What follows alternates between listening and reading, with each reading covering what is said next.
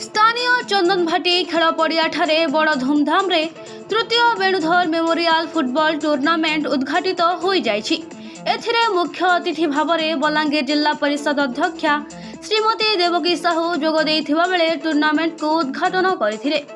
सम्मानित अतिथि भाव में एएसपी हेमंत कुमार बेहेरा, सदर एसडीपीओ प्रदीप कुमार साहू, आईआईसी राजकुमार विश्वाल, बलांगीर सदर ब्लॉक अध्यक्षा श्रीमती सरिता बाग, चंदनभाटी सरपंच श्रीमती पंकजिनी साहू प्रमुखों सह आयोजक सुकांत कुमार पाणिग्राही मंचरे मंचासीन होई खेलाड़ी मानकु उत्साहित करथिले। एही टूर्नामेंट दिनिकिया होइथिबा बेले विभिन्न जिल्लारू प्राय 8टी दल भाग नैछंती।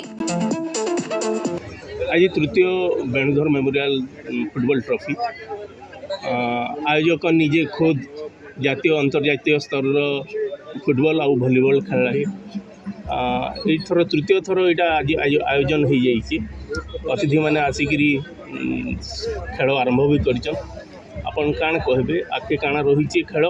केते जन पार्टिसिपेट केतेटा टीम पार्टिसिपेट कर खेल केमती जाऊ आमर इथर 8टा टीम पार्टिसिपेट कर आगे आउ डेभलप करमा आम रूराल एरिया आम टाउन रे जेहेतु टी असुविधा हो टाउन रे फुटबॉल वॉलीबॉल उपरे प्राय आमर जन इंग्लैंड अच्छा साहेब से टेस्ट बिल्कुल दबार नहीं खाली क्रिकेट उपर दौन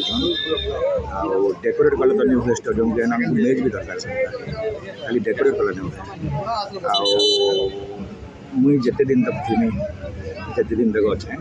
फुटबॉल और वॉलीबॉल प्रति वर्ष चंदनभाटी ही करा जेहेतु मैंने जन्म हो। अच्छा आज जेन प्रोग्राम अच्छे मैच शेड्यूल अच्छे इटा काना केन वे रे हबा एबे केंदी नॉकआउट हिसाब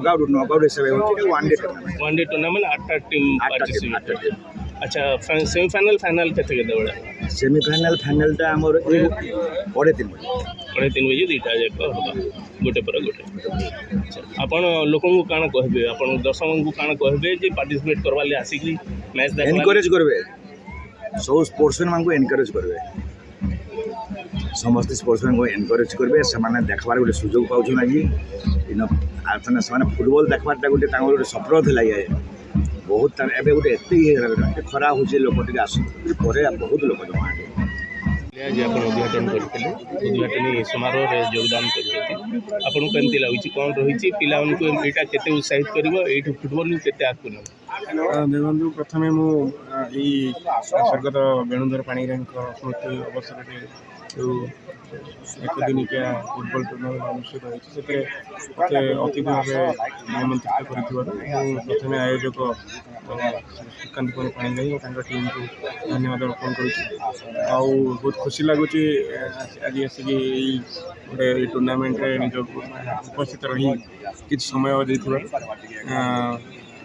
निहाती आपन जमी कहले यही जमती मैंने कथार अच्छे कि गोटे क्रीड़ा स्पोर्ट्स सबू लोक एकत्रित करके रखे respective of caste religion country तो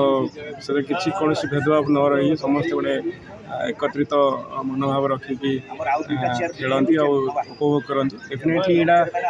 गोटे ग्रास रूट रे निज निजर क्रीड़ा कौशल को डेमोन्स्ट्रेट करने गोटे भल मध्यम आई प्रचेषा द्वारा निहाती